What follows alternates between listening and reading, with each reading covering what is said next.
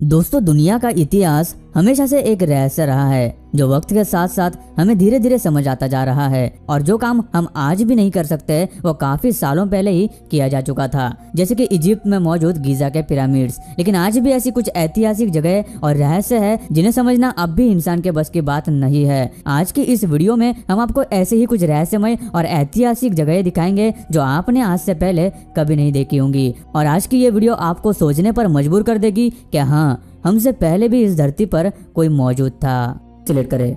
Scientist और experts आज भी ये पता लगाने के लिए रिसर्च कर रहे हैं कि पृथ्वी पर इंसानों के आने से पहले कौन रहा करता था या किस तरह के जीव या लोग पृथ्वी पर रहते थे। इसी रिसर्च की मदद से आज एक्सपर्ट्स ने डायनासोर जैसे जीव के होने के बारे में हमें बताया। बल्कि उनका यह भी मानना है कि डायनासोर के अलावा उस समय पृथ्वी पर और भी कई तरह के जीव रहा करते थे। इसके अलावा कई सारी ऐसी रहस्यमय जगह भी है जिनके बारे में सालों से रिसर्च करने के बाद आज भी वो रहस्य या कहे एक राज ही रह गई है।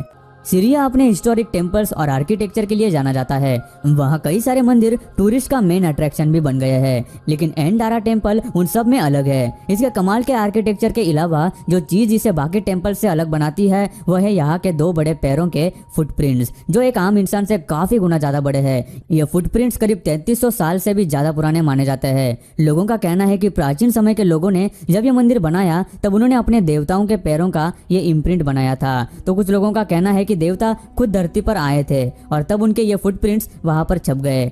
ज्यादातर लोगों का तो यही मानना है, लेकिन कुछ लोगों का कहना है कि ये मंदिर हजारों साल पुराना है। इसलिए जब ये मंदिर बनाया जा रहा था तब इस जगह रहने वाले लोग अभी के इंसानों से काफी बड़े और विशाल हुआ करते थे और उन्होंने ये मंदिर बनाया था और ये उनके फुटप्रिंट्स है। ये एंशिएंट मंदिर और फुटप्रिंट्स देखने के लिए लोग कई देशों से यहाँ पर आते हैं। 2018 में सीरिया पर एक एयर स्ट्राइक हुआ था जिसमें इस मंदिर के स्ट्रक्चर को काफी नुकसान पहुंचा, लेकिन उसके बावजूद भी उन फुटप्रिंट्स को कुछ भी नहीं हुआ। दोस्तों, किस्से कहानियों में आपने जरूर सुना होगा कि इस धरती पर हजारों सालों पहले दानव रहा करते थे, या फिर आपने ग्रैंड पेरेंट्स से सुना होगा कि पहले के जमाने के इंसान बहुत लंबे और बड़े हुआ करते थे। और ये बात काफी हद तक सच भी साबित होती है, क्योंकि अगर आप देखें तो लगभग हर धर्म और किताबों में विशाल दानव रूपी इंसानों का वर्णन किया गया है जो बहुत ही विशाल हुआ करते थे। ऐसा नहीं है कि जायंट्स के प्रूफ नहीं मिले। पिछले 100 सालों में दुनिया में कई जगहों पर विशालकाय हड्डियां मिली, जिन्हें अगर मिलाया जाए तो उनकी हाइट आज के जमाने के इंसान के 10 गुना से भी ज्यादा बड़ी हो रही थी। लेकिन बाद में ऐसे कई रिपोर्ट सामने आए जिसमें पता चला कि इन सारे प्रूफ्स को चालाकी से गवर्नमेंट के द्वारा गायब किया गया और सच्चाई फिर कभी दुनिया के सामने आने नहीं दी गई। तो दोस्तों, आपको क्या लगता है, क्या पुराने जमाने में इतने विशालकाय और बड़े इंसान हुआ करते थे? हमें कमेंट करके जरूर बताना। एलियंस को लेकर आज कई सारी थ्योरीज हमारे सामने आती है, लेकिन कुछ साल पहले 2016 में ऐसा ही एक इंसिडेंट सबके सामने आया था, जब इजिप्ट के एक घर में रिनोवेशन के दौरान कुछ पुराने और प्राचीन सिक्के मिले जिस पर एलियन जैसी शक्ल बनी हुई थी। वही सिक्के के दूसरी तरफ हवा में उड़ता हुआ यूएफओ बना हुआ था जिस पर एंशिएंट भाषा में कुछ लिखा हुआ था। लेकिन बाद में गवर्नमेंट ने इनकी असली पहचान किए बिना ही नकली कहते हुए उन्हें नजरअंदाज किया और बाद में फिर से कभी ऐसे कॉइन्स खुदाई में नहीं मिले। अब सच्चाई क्या है यह सच में किसी को भी नहीं पता।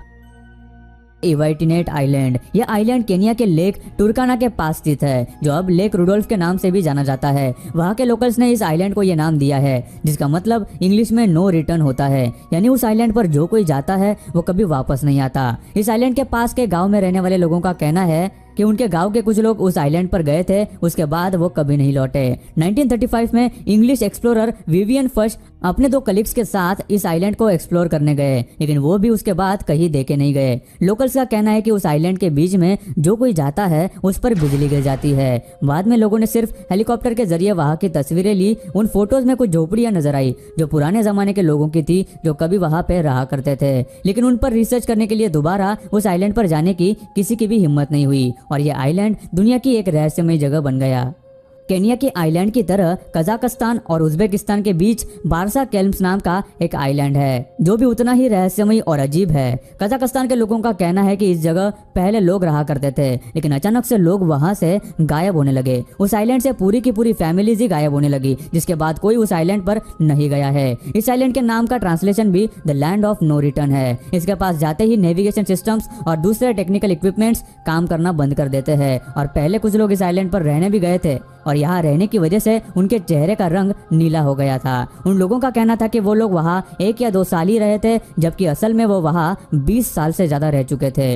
लेकिन उनको इस आइलैंड पर समय का पता ही नहीं चला। यहाँ तक कि उनकी उम्र में भी ज्यादा बदलाव नहीं आया था और ना ही उनके चेहरे नीले होने के पीछे का राज किसी को पता चला। लोग वहां न जाए इसलिए सरकार ने उस जगह को नेशनल रिजर्व कहकर बंद कर दिया। लेकिन कुछ लोग ये मानते हैं कि उस जगह आज भी एलियंस पर रिसर्च की जा रही है या किसी ऐसी खुफिया टेक्नोलॉजी पर काम किया जा रहा है जिसके बारे में दुनिया को खबर तक नहीं। सऊदी अरेबिया में ताइमा ओवासिस नाम की एक जगह है, वहां स्थित है ये जबरदस्त नाजला मोनोलिथ। ये मोनोलिथ 4000 साल पुराना है। इसके ऊपर अलग अलग हाथी और घोड़े क्रेव किए हुए नजर आते हैं। इसकी काफी सारी अजीब बातें तो है, लेकिन इनमें से एक बात बहुत ही चौंकाने वाली भी है और वो ये है कि इतने बड़े 2 चट्टान होने के बावजूद वो दोनों चट्टानों के बीच एक परफेक्ट गैप है। ये गैप इतना परफेक्ट कट किया गया है कि ऐसा लगता है जैसे ये किसी मशीन से या फिर लेजर से काटा गया हो। लेकिन ऐसा कैसे हो सकता है, क्योंकि 4000 साल पहले ऐसी टेक्नोलॉजी का होना बहुत ही चौंका देने वाली बात लगती है। कुछ लोगों का मानना है कि प्राचीन लोगों के पास कोई लेजर टूल था